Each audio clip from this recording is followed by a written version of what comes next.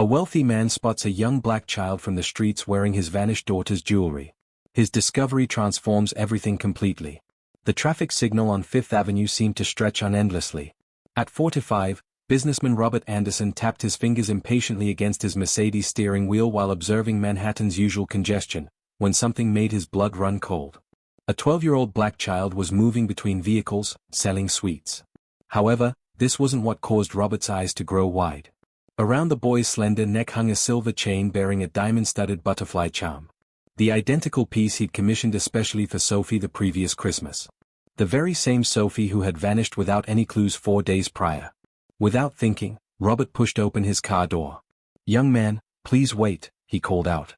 The child Marcus, though Robert was unaware of his name at that moment, leaped up and began fleeing. This reaction wasn't born from paranoia but from street wisdom. A wealthy white gentleman shouting at him rarely brought anything positive. "Please, I only wish to discuss that necklace," Robert pursued him, disregarding the frustrated car horns from the gridlocked traffic. "How did you acquire this?" Marcus halted on the sidewalk, breathing heavily. His dark eyes assessed Robert with the early wisdom of someone who'd mastered survival alone. "I haven't stolen anything, mister. I promise on my life I haven't."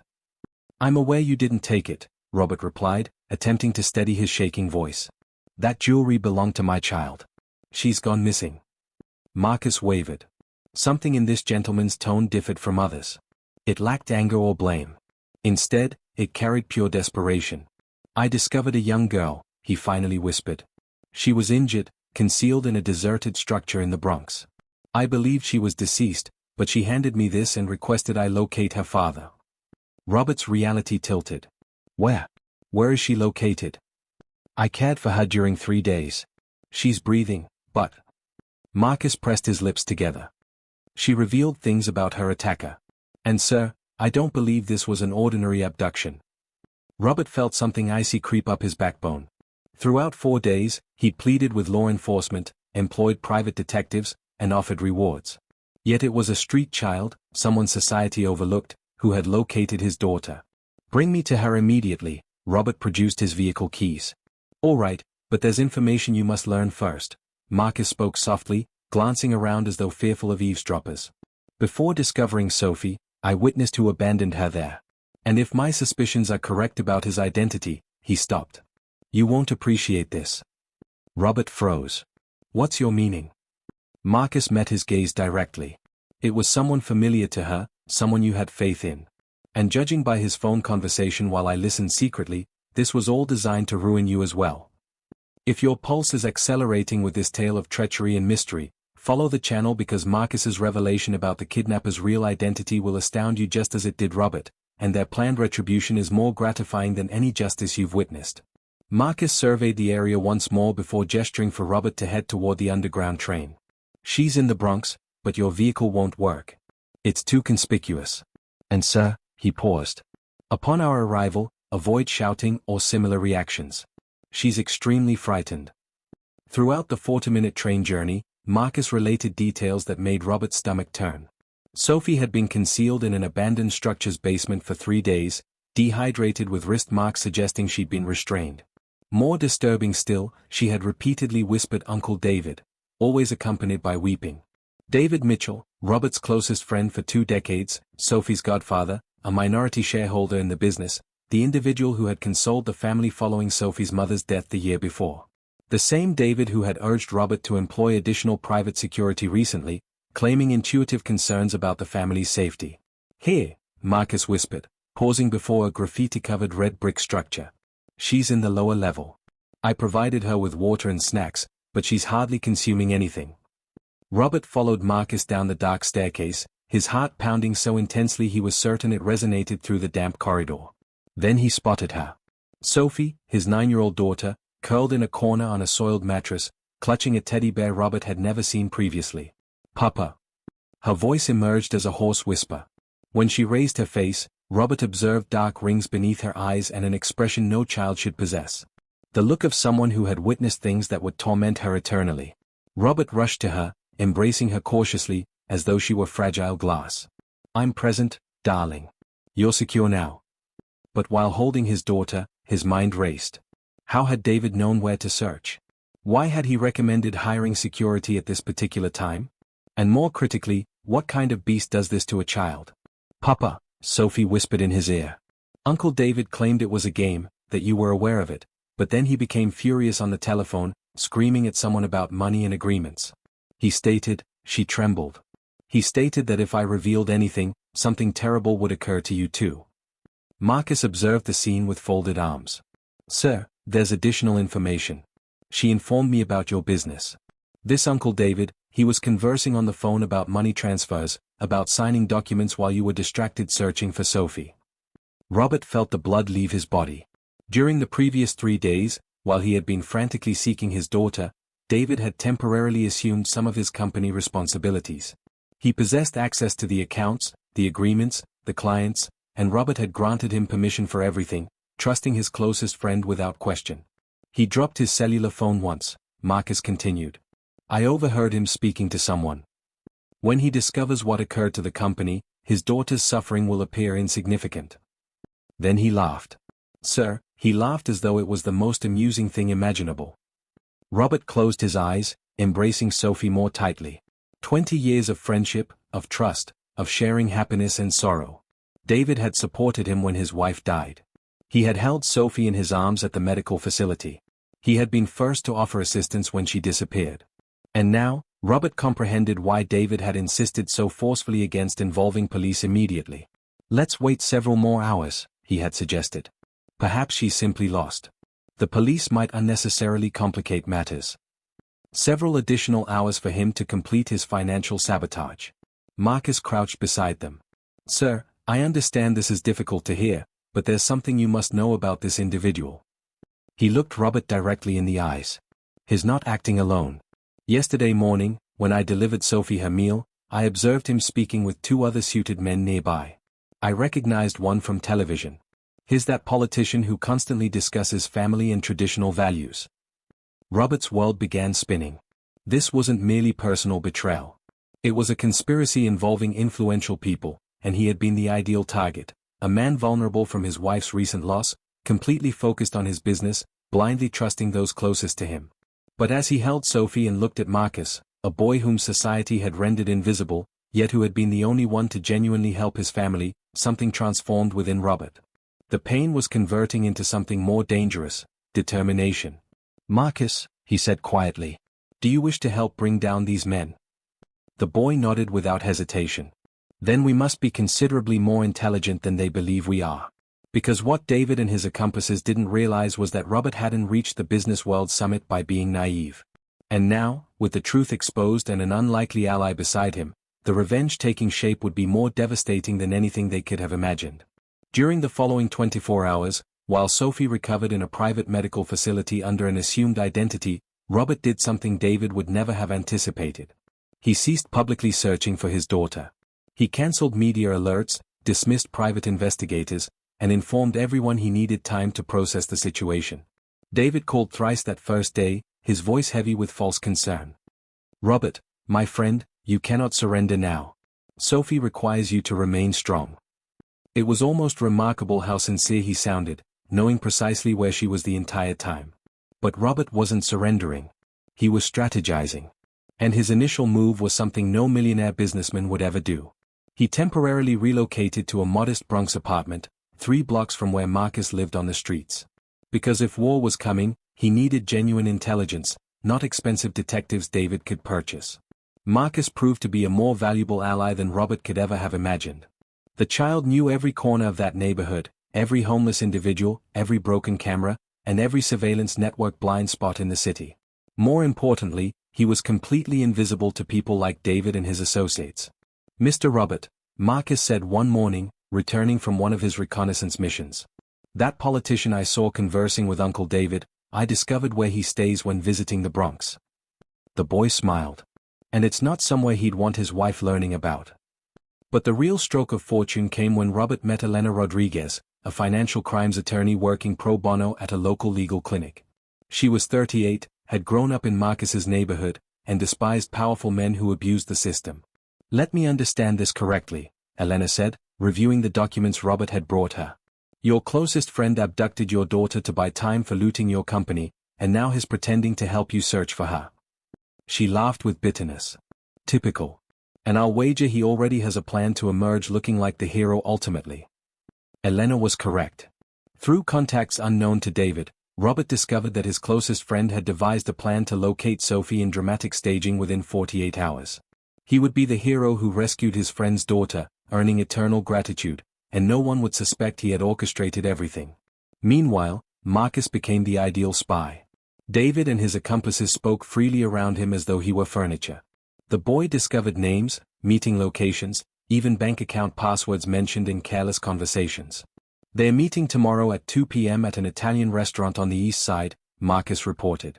The politician will receive $50,000 for his cooperation, and there's a third individual, someone from the police department, who's ensuring the kidnapping investigation doesn't approach the truth. Robert felt cold, calculating anger possess him. David had not only betrayed a 20-year friendship. He had corrupted police officers and politicians, transformed an innocent child's kidnapping into an elaborate deception to cover corporate theft. But Elena had the finest news of all. Robert, are you aware that David made a fatal error? She showed him bank documents she had obtained through legal contacts. He transferred money from your company using wire transfers that leave permanent records. Furthermore, to accelerate the process, he used his personal account as a bridge. What does that signify? It means we possess irrefutable documentary evidence that he stole from you. These aren't merely suspicions or theories. It's evidence that no expensive attorney could challenge. That evening, while Sophie slept peacefully in a secure hospital room, Robert gazed out the window of the modest apartment where he was staying. Marcus was teaching younger boys chess on a makeshift board. It was a scene that made him contemplate who truly mattered in life. Marcus, he said when the boy climbed up. Tomorrow, we're implementing our plan. But first, I need you to understand that after this concludes, you're never returning to the streets. Marcus looked at him with eyes that had witnessed too much. Are you certain? I'm not like you people. I don't understand how to be wealthy. You don't need to be wealthy, Marcus. You need to be free. And after what we accomplish tomorrow, David and all his powerful friends will learn that underestimating people like us was their lives' greatest mistake. Because while David thought he had orchestrated the perfect crime, he hadn't accounted for three crucial variables: a desperate father's determination, an invisible boy's intelligence who heard everything, and an entire community's wrath that was about to discover how wealthy men toyed with human lives for greed's sake. The Italian restaurant meeting was scheduled for Tuesday. But David and his accomplices didn't know that their every word would be recorded, every transaction documented, and every lie exposed on camera, transforming their private betrayal into devastating public humiliation. What none of them realized was that Robert had learned something fundamental about revenge during those Bronx days. Sometimes the best strategy isn't attacking from the top down with power and money, but from the bottom up with truth and justice, especially when you have allies your enemies cannot even see. Tuesday arrived with a gray sky that seemed to anticipate the storm about to break over David Mitchell. At precisely 2 p.m., he entered the East Side Italian restaurant wearing his $3,000 suit, smiling with the confidence of someone who believes he has orchestrated the perfect crime. Marcus was strategically positioned at a corner table, pretending to be just another delivery boy. No one paid him any attention, exactly as planned. The discreet microphone sewn into his jacket captured every word with crystal clarity, transmitting everything to Elena, who was monitoring from a van parked 2 blocks away. "Gentlemen," David said, greeting Congressman Harrison and Detective Murphy. "I hope you appreciate expensive champagne because today we celebrate our complete victory." What David didn't know was that Robert had spent the last 48 hours not only gathering evidence, but building a network of exposure that would turn this private meeting into a devastating public spectacle. 3 hidden cameras captured different table angles. 2 investigative journalists waited outside. And most importantly, the live feed was already being sent to a social media account with over 200,000 followers. "50,000 for you, Harrison," David said, sliding an envelope across the table. "And 30 for Murphy, for keeping the investigation away from us." He laughed arrogantly. "Robert still thinks we're searching for his daughter. Pathetic." It was then that Marcus calmly stood and walked over to their table. "Excuse me, gentlemen," he said with politeness that contrasted with his simple clothes. "My name is Marcus, and I have something that belongs to you." David frowned, irritated. "Child, I don't know who you are, but I found Sophie," Marcus interrupted, his voice gaining firmness that made the 3 men freeze. I'm the one who heard every word you've spoken over the last 4 days, and I'm the one broadcasting this conversation live to the entire world right now. David's face drained of color. What are you talking about? Marcus smiled, no longer the smile of a vulnerable boy, but of someone who had learned to play chess with masters. Look around you, gentlemen. See that woman reading the newspaper? She's an investigative reporter. The man at the bar? Federal attorney. And those 3 people who entered 5 minutes ago? FBI agents. Harrison tried to stand, but his legs shook so badly he almost fell. That's impossible. We were careful. You were arrogant, said a familiar voice behind them. Robert Anderson appeared, walking calmly toward the table, followed by Elena and 2 federal agents. You underestimated a desperate father, a brilliant lawyer, and especially a boy you couldn't even see. David stood abruptly, panic finally overcoming his composure. Robert, you don't understand. I can explain all of this. We've been friends for 20 years. Friends don't kidnap their friends' daughters, Robert replied with icy calm. Friends don't steal their friends' companies, and friends certainly don't laugh about causing psychological trauma to a 9-year-old child. Elena opened a thick folder. David Mitchell, you're formally charged with kidnapping, extortion, money laundering, corruption of public officials, and criminal conspiracy. She looked at Harrison and Murphy. You too, gentlemen. But the real devastation was yet to come. Marcus pulled out a tablet, showing the screen to the 3 men. Want to see something interesting? Our live stream already has over 500,000 views. The comments are, well, you can imagine. The screen showed a flood of indignant messages. #Justice for Sophie was trending. David Mitchell's name was being associated with child abductor and psychopathic traitor in thousands of posts. His company had lost 40% of its market value in 2 hours. His wife had already posted a statement publicly divorcing him. Harrison was hyperventilating. My career, my family, I have children. Sophie has a family too, Robert said coldly. Did you think about that when you decided to participate in her trauma for $30,000? Murphy tried to negotiate. I can provide information on other cases. I can cooperate with the justice system. Too late to try being a hero, Elena said. You had a 20-year career to do the right thing. You chose to do the wrong thing when you thought no one was watching. As the 3 men were handcuffed, David made one last desperate attempt. Robert, please. We grew up together. You were best man at my wedding. This can't end like this. Robert stared at him for a long moment. You're right, David. This can't end like this. He paused. This needs to end with complete justice. And then came the final blow. Elena showed him another document. David, do you remember the transfer you made using your personal account as a bridge? Well, it turns out that wasn't just evidence of theft. It was evidence of tax evasion. She smiled. The IRS wants to talk to you about the last 10 years of your tax returns. It looks like you owe the government about $2 million in unpaid taxes. At that moment, David Mitchell realized the full magnitude of his destruction. It wasn't just prison. It was total bankruptcy, public divorce, children who would change their last names, a reputation that would never recover, and decades in prison. As he was led away by the agents, David looked back one last time. Robert was hugging Marcus, and both were watching through the restaurant window as a small crowd had gathered outside, applauding the arrest being broadcast live. How, David muttered to himself, how did a street kid and a desperate father manage to destroy me so completely? The answer was simple, but David would never understand it. They hadn't underestimated anyone, while he had underestimated everyone. And in this game of power, those who underestimate always lose everything. In the center of that restaurant, where minutes earlier corruption and cruelty had been celebrated, a new reality was now taking shape, like a symphony that finally finds its harmony after years of dissonant notes, proving that true justice knows no social class, skin color, or limitations imposed by those who confuse power with impunity.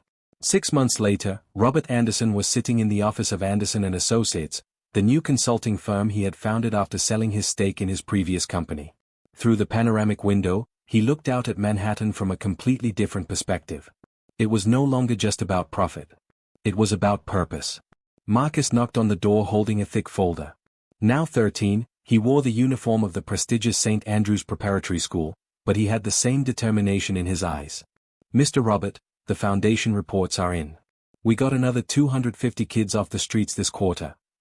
The Marcus and Sophie Foundation, created with some of the money recovered from David's scheme, had become a national model for child protection programs. Sophie, now 10 and in therapy, had insisted that the foundation take Marcus' name as well. "He saved me first," she had said simply. Elena entered shortly after, now a partner in the firm and legal director of the foundation. "I have news about our old friends," she said with a smile that didn't reach her eyes. David was sentenced to 25 years without parole. Harrison lost his re-election by 82% of the vote, the biggest defeat in the state's political history. And Murphy? She laughed bitterly. He's serving drinks at a roadside bar in Nevada. But the consequences went far beyond prison. The live video of the arrest had gone viral with over 50 million views. Never Underestimate became a social movement. 3 documentaries were produced about the case. More importantly, dozens of other cases of corruption came to light after ordinary people realized they had the power to confront injustice. Robert looked at the framed photo on his desk, him, Sophie, and Marcus on the day of the official adoption. Marcus had chosen to keep his original last name, but he was now legally Sophie's brother. "I want to honor where I came from," he had explained. "But I also want to belong somewhere." That afternoon, the 3 of them were driving home from Sophie's school when she asked a question none of them expected. "Dad, have you forgiven Uncle David?" Robert stopped driving for a moment. "Forgiving doesn't mean forgetting, Sophie. It means not letting someone's anger control your life. David chose to be cruel, but we chose to be better." Marcus nodded thoughtfully. "On the streets, you learned that revenge is different from justice. Revenge is about hurting those who hurt you. Justice is about preventing them from hurting other people." Sophie smiled. "And it's also about building something better, right?" That was exactly right. Robert's company now employed exclusively people who had been underestimated by the system: former homeless people, rehabilitated ex-convicts, skilled immigrants, people with disabilities. Productivity was 28% above the industry average, and turnover was nearly zero. Marcus had become a speaker at schools, telling his story to thousands of young people. "You are not invisible," he would say. "You are underestimated, and that is your greatest advantage because when no one expects anything from you, anything you do surprises them." That night during dinner, Robert received a call. It was the governor wanting to discuss a state partnership for the social reintegration program Marcus had helped develop. When he hung up, he found his 2 children looking at him with pride. "You know what impresses me most about all this," said Sophie, playing with a butterfly necklace she now wore all the time. "Uncle David thought he knew Dad, but he only knew who Dad pretended to be to make people like him. When he saw who Dad really was, it was too late." Marcus laughed. "It's like chess. You let your opponent think he's winning while you position your pieces.